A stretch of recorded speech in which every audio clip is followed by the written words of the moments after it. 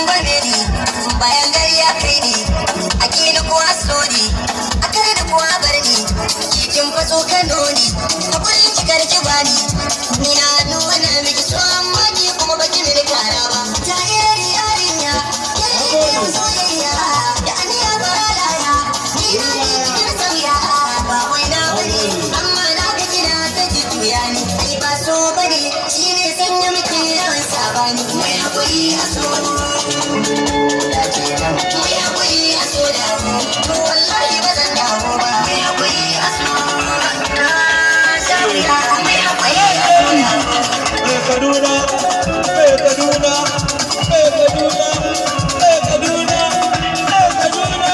Na haura bin shafin layi, dukiya ta take, magana ta ƙare, lalata.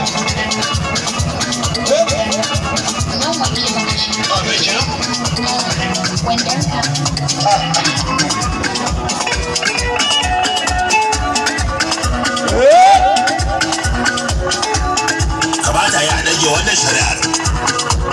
Mai shari'a, kafin ka bayar da sabon kwanan wata, ina da magana. Yi bayaninka. A zaman kotu na farko an ce Damini mahaukaciya ce. An kai ta asibitin mahaukata. Wanda ana aka ta kokarin yadda za a haukata ta da gaske.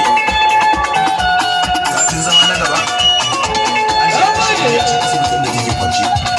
Yayin da aka ce wani kashe kanta. Kuma tare da hujja na bayyana cewa saboda ba kashe kanta ta yi ba. Kashe ta aka yi. Wacce ta kama shi ta mai haƙuri a so.